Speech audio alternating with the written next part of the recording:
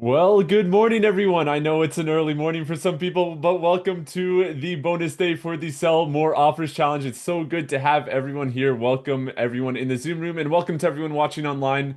If you do see this live, jump into the Zoom room. We'd be happy to have you a part of the bonus day for the Sell More Offers Challenge. And we've had an incredible week this week in the challenge. It's been an incredible time, especially in VIP. There's just been so much breakthrough and strategy going on. It's so good to see everyone growing. So just before we're gonna have an amazing teaching from Coach Evan today, but just before we do that, we have a couple of VIPs in the Zoom room that I would love to hear just a quick win from the entire week. So Julie, I know it's pretty early for you, but if I could invite you up to the stage and just a quick win, a quick testimony from the week, we'd love to hear it. Oh my gosh, it just like completely changed the way I'm thinking about sales and just realizing the like bountiful number of people that I have in my sphere, I guess, that I just haven't even nurtured yet. So Yeah. it's been really great, and I had a lot of good responses when I reached out to people, and so yeah, and just the whole changing my mindset about asking questions instead of just telling everybody, like trying to educate them all the time. So it's been a big mind shift for me. Wow, that's so good. Amazing. Perfect. Yeah, that's amazing. Thank you so much, Julie. And then I'll bring Brenda up as well, just quickly, would love to hear a quick testimony from the week. Good Good morning. morning. I'll tell you, I think the biggest thing that I have found is that I think there are a bazillion people wandering around wondering why sales aren't working for them. And there's really so many styles, yet so many that are alike. And I really feel that I have found where I belong. And this works for me. So and I think there's a bazillion more people. Like I know so many more people who are in the same spot as me, and they're like, just still wandering in the desert. And so that I feel like I have found a home in Wow. yeah. That's so amazing. That is incredible. Awesome. Well, thank you, Brenda and Julie. That is so amazing. Thank you for being a part of the challenge this week. But we are going to get straight into the teaching, so I'm going to pass it straight over to Coach Oh, I just Evan. went. Is it good? Oh, hi guys. Good morning. I was for a second going, I can't hear. Well, that's disruption. Following intention is exactly what we're going to be talking about today. And literally yesterday in my spirit, this came in is what we're going to talk about today. What's in your way is making a way. Can I get some fire in the chat? What you thought was in the way is making a way for you today. So I want to just share with you that I need to tell you that it might sound a bit backwards. Is everybody ready for the upside down kingdom? Put yes in the chat. So we are going to dive into what does this upside down kingdom have in store for me today? And it could change the way you're seeing your entire season. Somebody put shift in the chat. What if the thing that feels like it's stopping you? Do I have anything that's stopping you right now? Do you have any challenges? Do you have any parents in the hospital? Do you have any kids that you're waiting to finally clean up their room? Do you have any strategies you're wondering about? Have you been rising early and going to bed late and posting and posting and posting? What if this obstacle is actually the opening? Someone put opening in the chat today. What if what's in your way is making the way? Let that settle in. So let's lean in today. And as I'm sharing, I want you to write down what are all the things that you have chosen to use the language that they are in the way. Because we are going to expose this myth that resistance is a sign that you should stop. I want to open up the Bible today. Today is our bonus Saturday where we are opening up the Word. And I want you to look at Ecclesiastes 10 with me. And I want you to look at what the scripture has to say. So give me 1 second. I got to pull this up in I don't even have my Bible in front of me. I'm so sorry, guys. Give me 2 seconds here. Okay, somebody who can open up Ecclesiastes 10:5-9 for me. I apologize. I had it in my other office, and then I moved offices. So, team, we can edit this portion out a little bit later.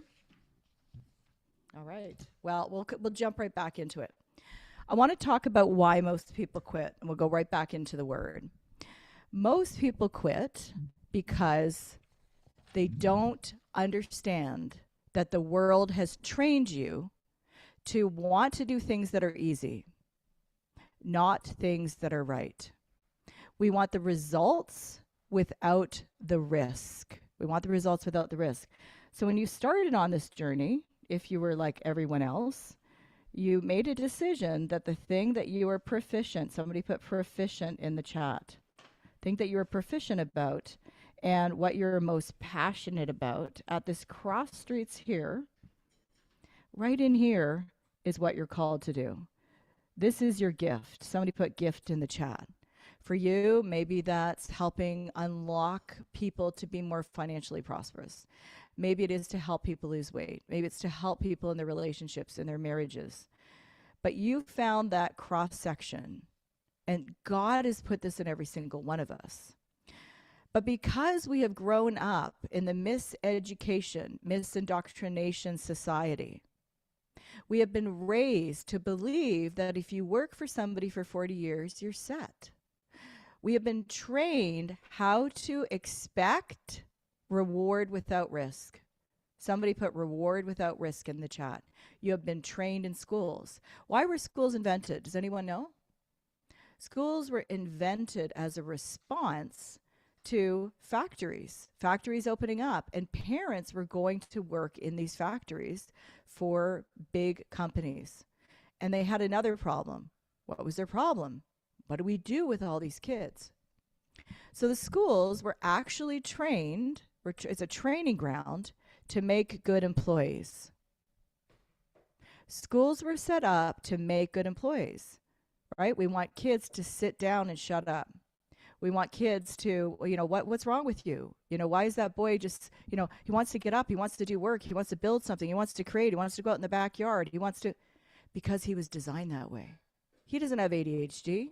Okay, I'm not going to get off on this rant today. But we have been conditioned. Somebody put conditioned. You have been conditioned in the matrix to think that you are going to have a big reward without any risk. But God doesn't call the safe. He calls the surrendered. Most people quit not because they can't do this, but because they won't do this. You are on a journey to leave normal. This is the land right here when before you find out what that cross section is of what you're proficient and passionate at, you have a life. You have people that don't see you. Somebody put don't see me in the chat. They don't see you. They don't understand you. They don't understand your anointing. They don't understand your calling. They don't understand what you're called to do. They want you to sit down. They want you to be compliant. They want you to do the thing. They want you to work 9 to 5 and get a case of beer on Friday and shop at Walmart. Can I get a witness in the chat? There's been conditioning around you. Let's dial back into this scripture. So Ecclesiastes 10:5-9. Thank you, team. Appreciate you. We're going to open up in verse 5.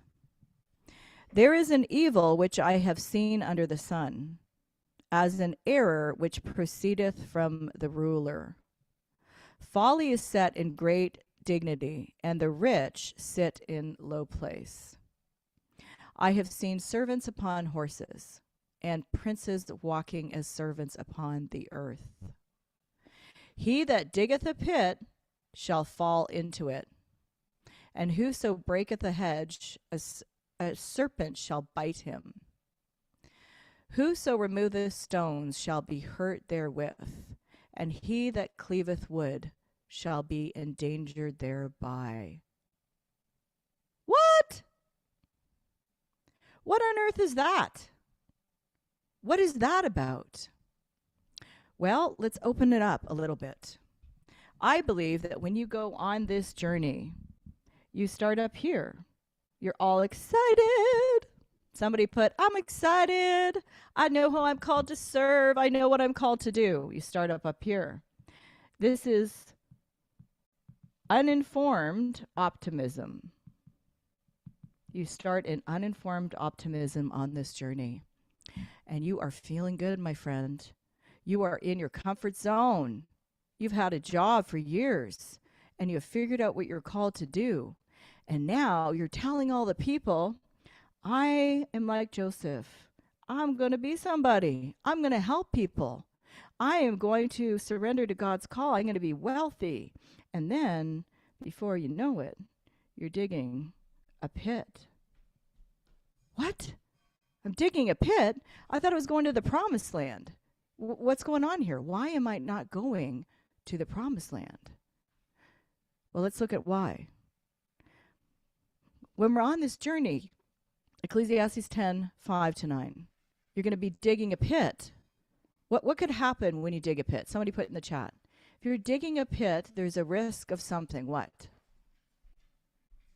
There's a risk that you might fall into the pit. And it says, break the hedge. Break the hedge.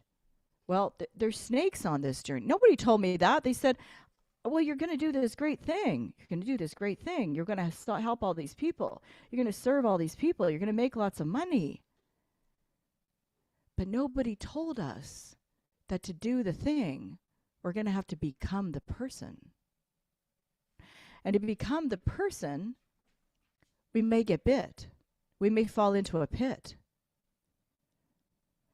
It says we have to move the stone. You know, this week, my husband is always, he's the guy who runs up and down the stairs. Do you guys have anybody like that in your life? You know, we do lots of adventurous stuff together. We just love to move. And he hurt his back. 2 days, I was like, oh my goodness, this man brings my workout bag to the car for me. I mean, I go to a gym to work out, but he carries my bag for me. You know, there is a risk that we may get hurt. There's a risk that we could hurt our back. There's also other stones. Okay, so in this process here, there are stones that need to be moved. Somebody put stones that need to be moved. What are the stones that need to be moved? There are hedges that need to be cut down. What are the hedges? What's going on here in this scripture? There's a pit to be, what? I'm not digging it. Yes, you are digging a pit. You're digging yourself out of old mindsets. You're digging yourself out of financial problems that you got yourself into because you weren't following God's principles. You're digging yourself away from toxic family systems. Like, wait a second, what's going on here? Can't I just get over to the other side from anointed to appointed, that it was going to be an easier ride? But here's why. You've been trained so long that having a job, it's almost like the 11th commandment, thou shalt have a job. We've been trained that somebody that you don't even know, who doesn't know or care about your family, that you're going to rely on them all your life to give you a paycheck every 2 weeks. You are trading in your freedom every time you buy that lie. You are trading in your freedom. There is a journey. Okay, somebody write journey. There are stones that we have to move. There are snakes that we need to kill. What else? What else have you guys had happen on this journey? Strangest things happen, right? Right in the chat. Disruption follows intention. And I want to tell you today that instead of thinking, why are all these things happening to me? It's time you ask a better question. Because your questions are the answer. Your questions are the answer. Most people quit. Why do they quit? Why did they stop in this journey? Anybody here taken a pause and said, oh, you holiatized, don't forget.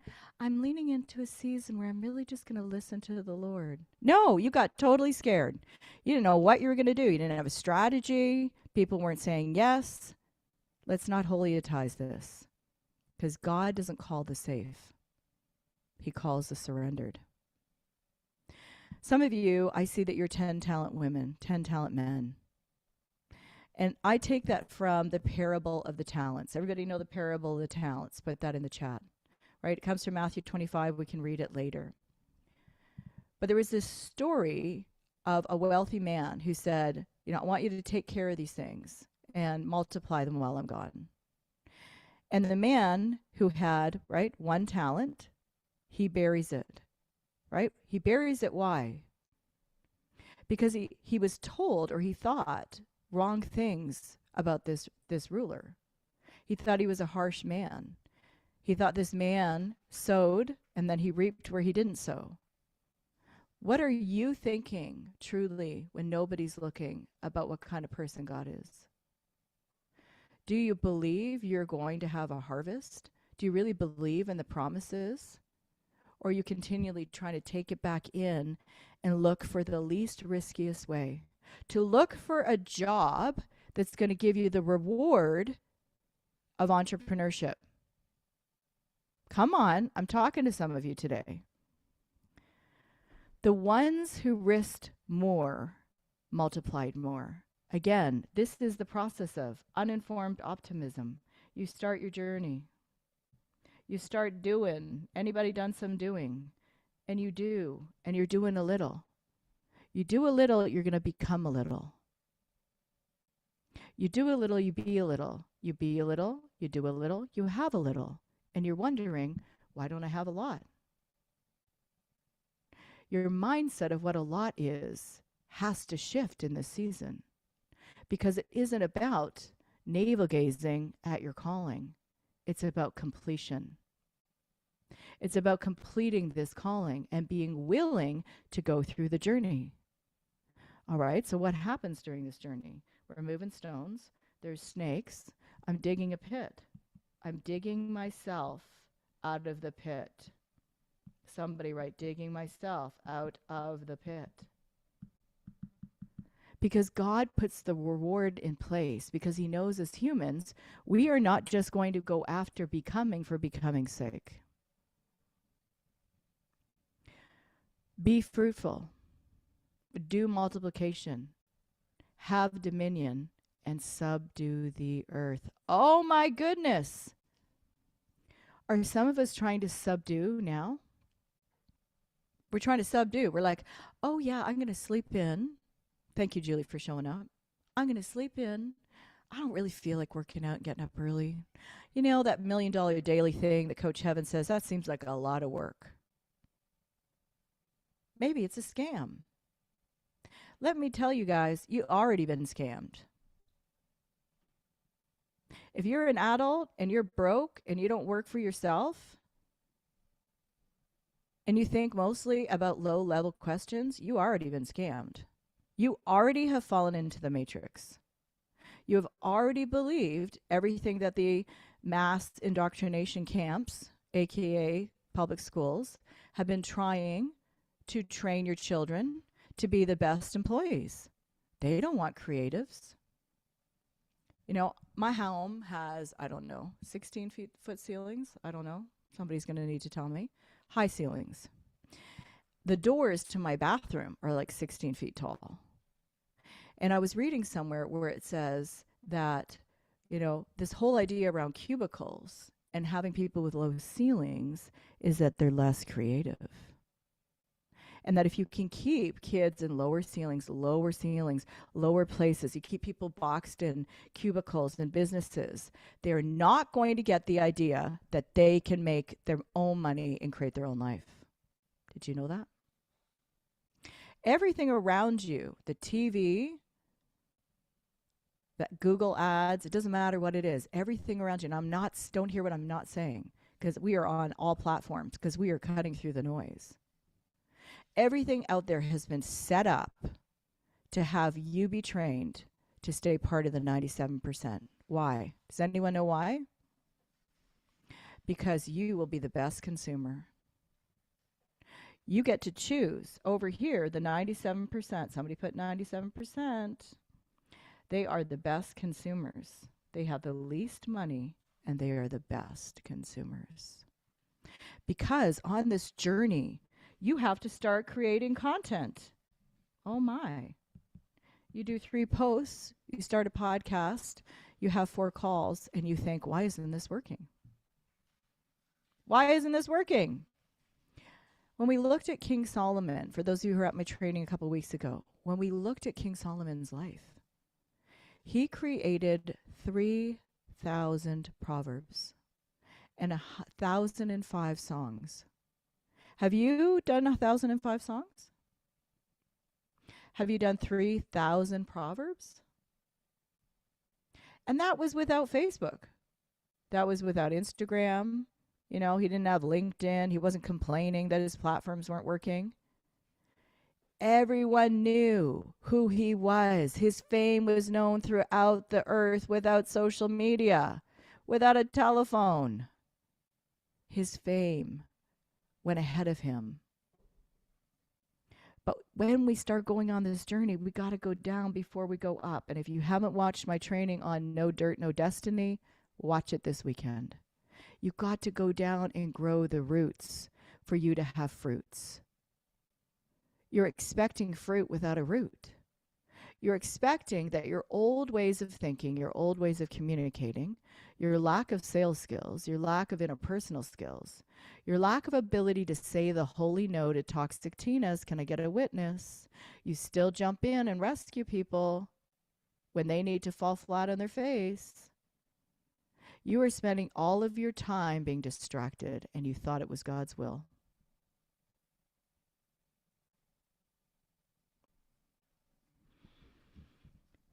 What are you hiding because you're afraid it won't work? What are you hiding? I want you to think about a prey versus a predator.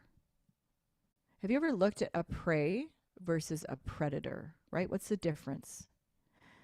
A prey, they have eyes on the side of their head. A predator has eyes in the front of their heads. Why is that, Coach Heaven? Why is that important? Because preys are always looking at what's chasing them. They're the 97%. They're at prey. They're prey to everything. Prey to the consumer culture, prey to the television, prey to the indoctrination camps, prey to, oh, it's a scam if you're trying to do. They're prey to all the messages to keep you in fear so that you never invest in yourself, that you never risk, that you stay addicted to a paycheck. Somebody put, I'm addicted to a paycheck. Forget drugs and alcohol and cocaine. No, but none of you are going to go with that route. You're addicted to normal. You're addicted to comfort. You're addicted to everything being the same. Your prayer is actually, dear Lord, please make me really, really rich, and I don't want to have to change it all. Amen. That's most of our prayers. Can I get a witness? You know, I've been there too. You know, in my mind, I think I actually was delusional of thinking that I was not going to become a different person. I didn't know I was on a journey of becoming. I thought it was all tactical and strategy and work and logical. Can I get a witness? Right? It's about pitching and convincing and sharing your offer, and somehow all those things would just work out somehow. But nobody really shared much about this process that you truly have to go through. You've got to be a lot. Somebody put, be a lot. You've got to be a lot, to do a lot, to have a lot. And the process for your crucible of change is massive action. When we holiatize and go, well, I'm praying for the right season, praying for when I have everything, all the resources, all the money, it doesn't work that way. So I have to be the one to tell you, because you'll go through your whole life, you know, walking through these hospital rooms, you know, going to see my dad. And my sister and I created this little sticky note system where I will put things that Dad says that are funny, and then she comes in and she has a different color and she writes down funny things or things that happen. And then one of my clients rewrote the words to Twinkle, Twinkle, Little Star for me so that I could sing a song over my dad. Isn't that sweet? Send that to Matt. And I sang it last night, Matt, over my dad. But when I go in those rooms, most of the people are alone. Most of the people lying there, they thought there was going to be a time that would arrive. They were thinking that there was going to be a better time, or when the kids got older, or when the kids got, when they got done paying for the kids in college, when there was always another time. But the things that are in front of you, if you can see that they are making you the woman of God, the man of God, start sharing that they're assets. If you have lots of kids at home, they're an asset, not a liability. Train them up. Train them to do the things. Right? Our son Max is 18. He cooks homemade pizza every week. He does all the garbage, all the recycling. Anything that comes to the door from Amazon, he puts and assembles. He orders everything on Amazon for us. He knows exactly what to order from Costco and how to communicate with the people to have everything in the house. He's got everything organized in every single cupboard. And he was an Ontario Scholar this year in a grade 12 Christian school that cost more than I used to make in a whole year. Are you guys with me? I didn't go, oh, I really want to build this thing, but I guess I'm going to have to continue to do all the low value tasks the whole rest of my life and build my business. No. In this crucible of change, in here, you have to start doing the thing. You got to pretend the dishes don't exist. It looks like a you problem. Tell that to your 15-year-old. Stop rescuing everyone. You're not building your business because you're not building your business. You're not telling people, these are my boundaries. You're letting anybody come in and do whatever at any time. Do people call you? You answer the phone. People message you. Everything looks urgent and important to you. And learning through this part here, you learn to say the holy no so you can say the best yes. You are not going to arrive over here until you realize that you are in a war. There is a war for your calling. There is a war for your people. Your people are not going to get the transformation. And the enemy knows that if he can work on you in the seed form to make you think that you're not important, to stop you from posting online, because it kind of sucks right now. You know, people who know me, I call this, and this is absolutely my training. You're not going to find this anywhere. I call this the Valley of Suck. And I'll tell you why. Because in Bible terms, if you look at the biblical, and I'm not going into it today, I have it on training on YouTube, you can watch it. This is the journey that the Israelites went on to leave and go to the promised land. This is exactly what it looks like geographically. And the Valley of Succoth, I don't think it's an accident. I love these names in the Bible. You got to know the Bible's real because it's just so radical and crazy and wild. You're like, this has to be real. Like these stories nobody could make up. But the Valley of Suck, you've got to be willing to go through. I just want to honor those of you this week that said, I realized I need skills. I realized that there are things that I have got to amp up in my life. Because guys know that it gets easier. Somebody put easy. For a season, you've got to have systems and structures. You've got to become the person, and you've got to do it daily to have the things you want to have.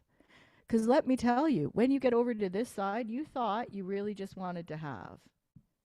Anybody here just like, man, if I could just have a new car, if I could just have a new house, if I could just have a nice new husband, if I could just have, what does that look like for you?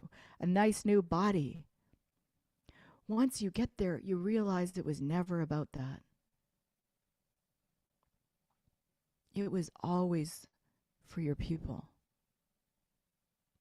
It was always so that I could talk to you today and be the kind of person who can share it with conviction and authority as well as credibility.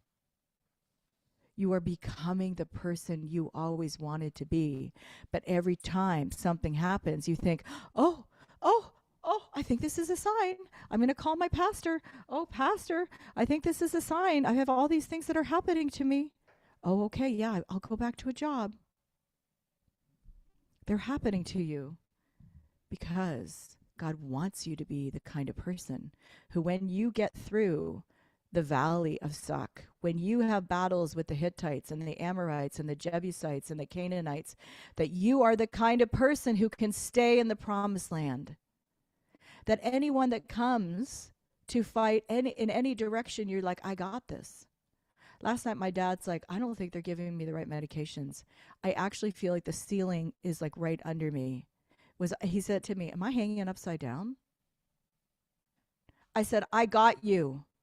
I'm going right now to the charge nurse. I'm going to go and get these things figured out. I got you. But we get watered down and we get passive and be compliant and we don't share our voice. And we wonder why no one's buying. No one buys neutral. No one buys neutral. People buy the outcome of the person you become because your energy enters the room before your offer ever does. They can feel whether or not you can really bring them to the other side. Now, don't be stressed out if you're not there yet. Just know that as disruption happens, as you're like, how do I figure out how to even pay for, how do I invest in a coach? How do I ask better questions? Somebody put better questions in the chat. You don't reap in the same season you sow. We have seed over here, seed. It's a seed. We have time. And then we have harvest over here. And it can feel, somebody put feel in the chat. It can feel like it's not working. It can feel like nobody's responding. It can feel like you're not getting anywhere. But I promise you, at this point here, team, I don't know what happened to my screen. If you can undo it for me. At the point where you're just about to exit out of the valley of Suck is when most people give up. Because they think, right, Julie? I don't have anybody in my inbox. I don't have any leads. They didn't know that wasn't right. So how many of you this week didn't even know that the questions you were asking wasn't the question you needed to be asking? All right, we'll go back to prey and predator. We have preys have eyes on the side. Predators have eyes on the front because they're focused on what they're pursuing. Are your eyes on the front? Ecclesiastes says, and write it down, a wise man's eyes are in his head. You get to decide what story you tell about your situation. What is the word circumstance? Right? You hear your clients say, oh, I can't because of my circumstance. Maybe you're still stuck in that excuse. What does circumstance mean? Anyone know? Circumstance is the circle in which you are standing. Somebody put standing.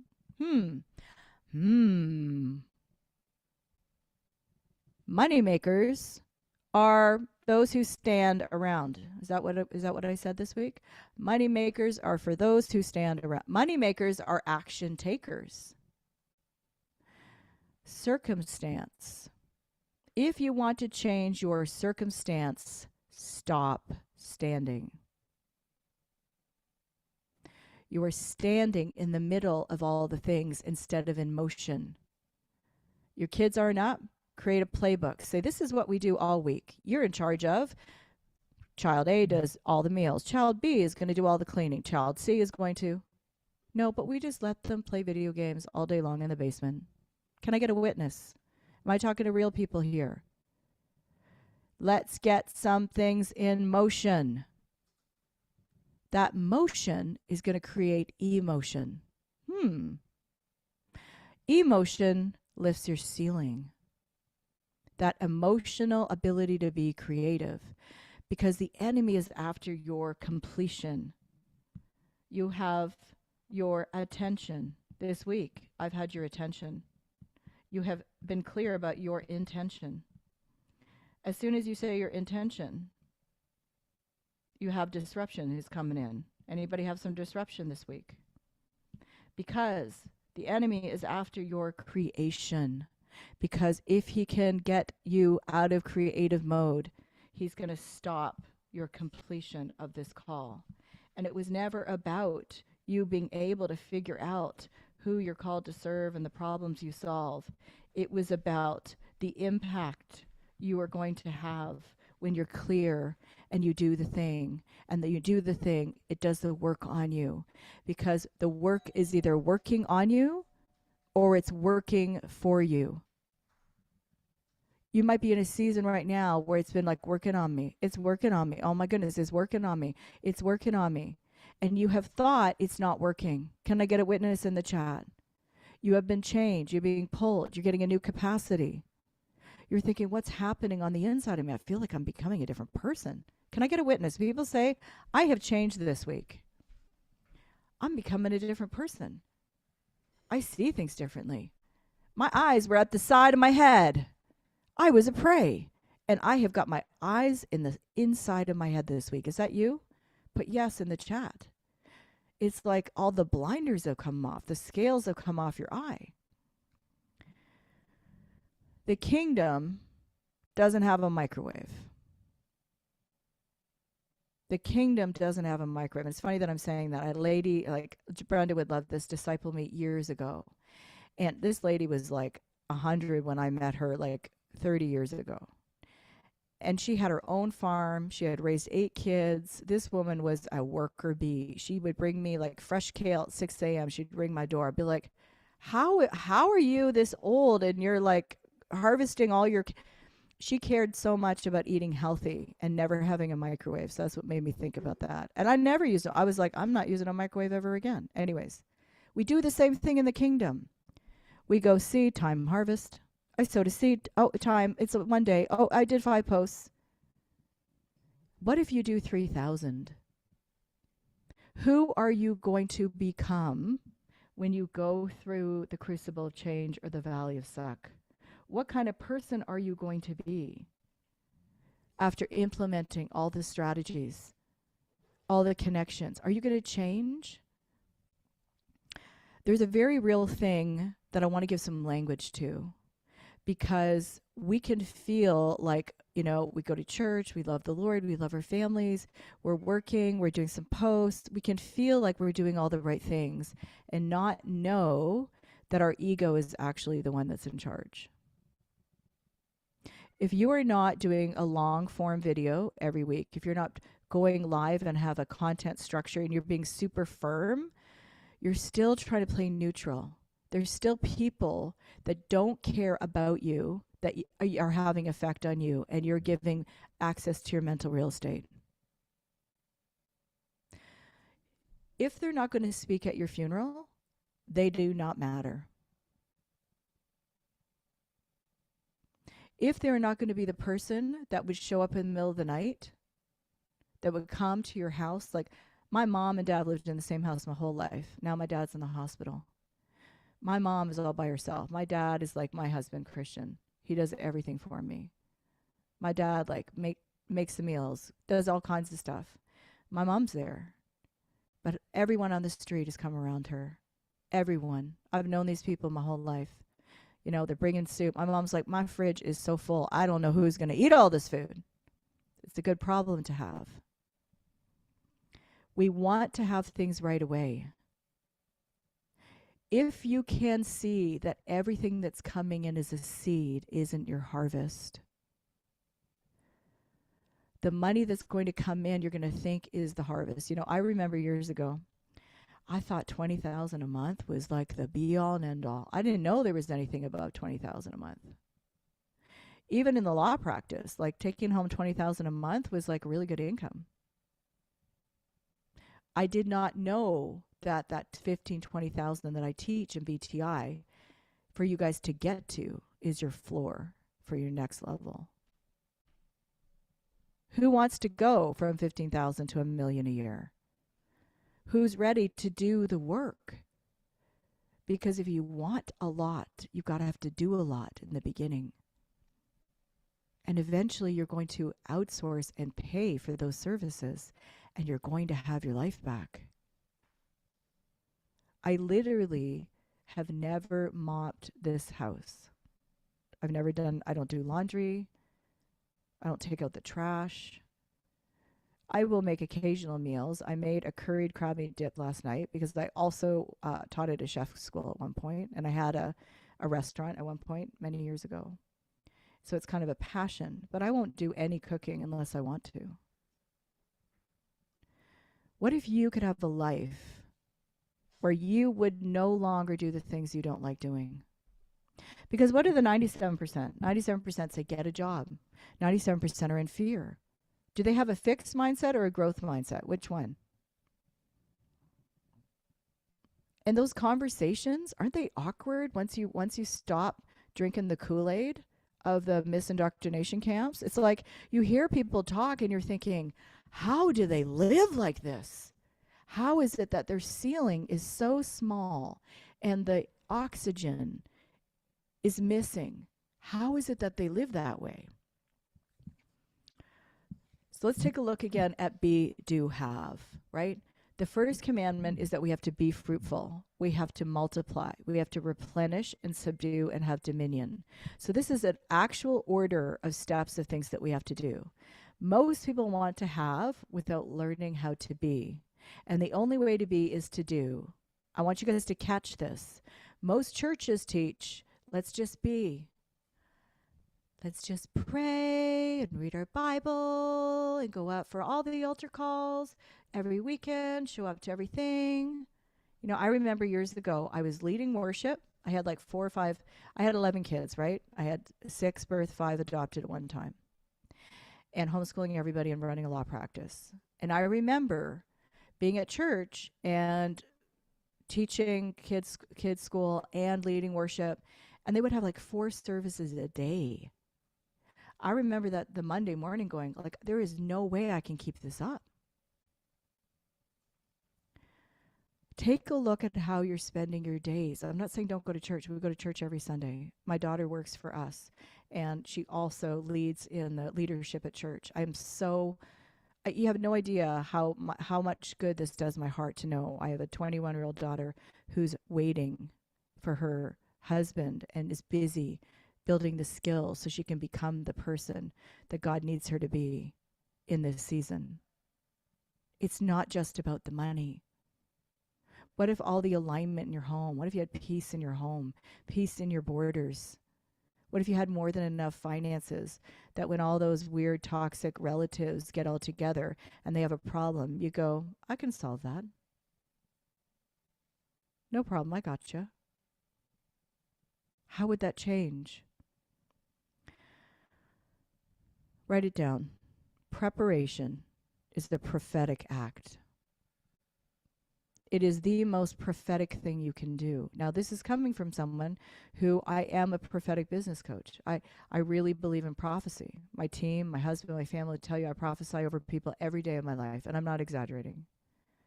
I genuinely will. But preparation is the most prophetic thing you can do because you are believing that the prophecies are going to happen, and so you get prepared. Today will be my, I think, 450th day of doing Duolingo Spanish. Do you think I have time, really? Like, could I say I don't have time for that? But I know that the church that we're planning in Cozumel, I know that the people that I'm called to are Spanish cultures. I'm in a season of preparation. I want to be able to communicate with them. I don't want to just say dos maletas. I want to be able to talk in prophetic language and in business language. This is a preparation. The skill sets, the mastery around sales, the mastery about communicating, mastery in your content. Guys, I had to suck for a long time. And I was willing to let my ego die. Somebody put ego die in the chat. I didn't know. I didn't know I had an ego. I'll be completely honest with you. I didn't know that. But when we holiatize, when we hide from asking for our value, when we don't teach and train every single day to our family, teach and train and are firm with boundaries with others, we are not really believing this is going to come to pass.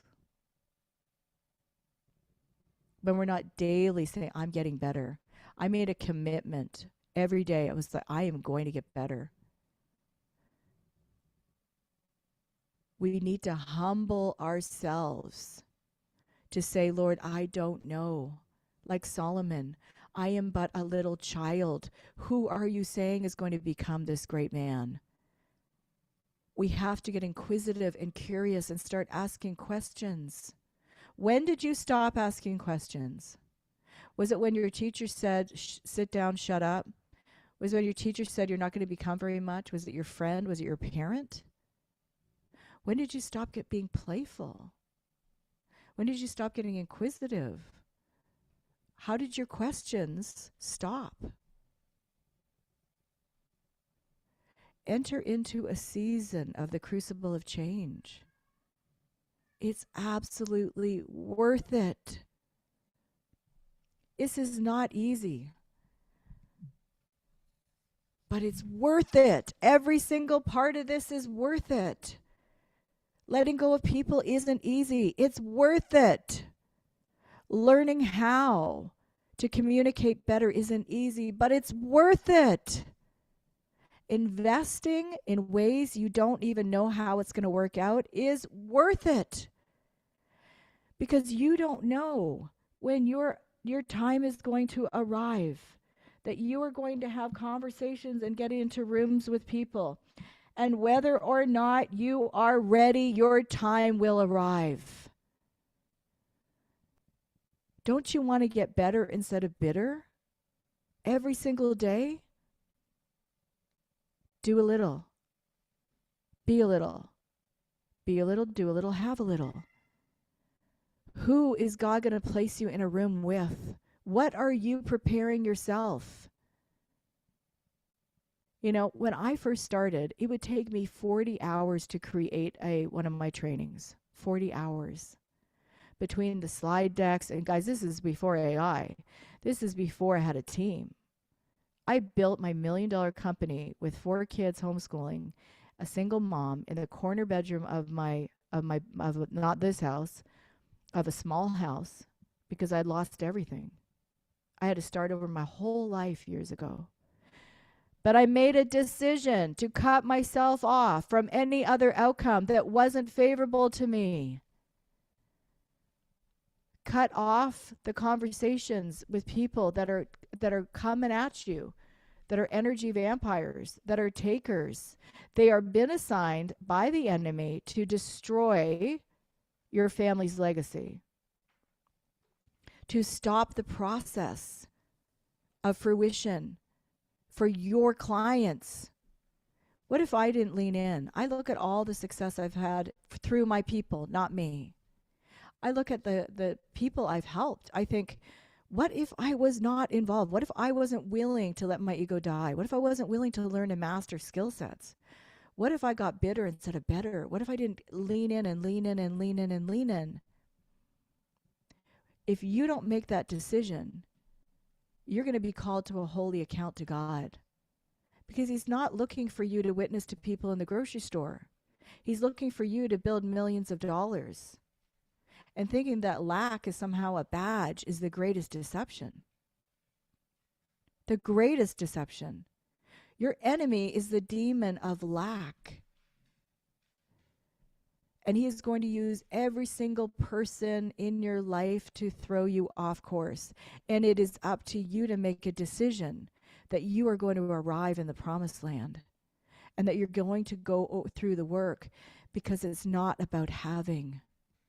It's about the Lord saying to you, well done, good and faithful servant. Don't quit in the valley, guys. Make a decision you're not going to quit in the valley. Anybody here say, I'm not quitting in the valley? I'm not quitting in the valley of Succoth. Don't quit when the pit gets deep. Don't quit when it feels hard to lift that shovel at 6 a.m. Don't quit when the stones feel heavy. Don't quit when the snake hisses back at you. Don't quit when people say no. Don't quit when they reject you. Don't quit when they throw stones and hurl names at you. Because you have a Savior who had that already happen for you. And you can know that it's a sign that you are on your way. that what you feel is in your way, is making the way. Don't quit. Keep digging, keep building, keep clearing, keep showing up, because one day you're going to look up and realize that the resistance was the very thing God used to make you ready for all the rewards. Give away your stuff. Get rid of the things that are holding you back. Make space for the new house. Make space for the new car. Make space for the new friends. Make space for the new clothes. Make space for your new body. Make space for that spouse. Make space for it. And God will reward you and show up and bless you with more than you can ever imagine. I love you so much. Wow, that was incredible. Thank you so much, Coach Heaven, and thank you everyone so much for being here on a Saturday morning. I just commend you for being here. It was such an amazing teaching, so thank you everyone for showing up. But yeah, that is going to be the end today. So I hope you guys enjoy. Thank you for everyone who came to the challenge this week, who showed up, who took action. And yeah, we will see you. Again, our next challenge is in August. For those who were in the challenge this week, there is an affiliate program that is in the Facebook group if you want to sign up. And that is going to be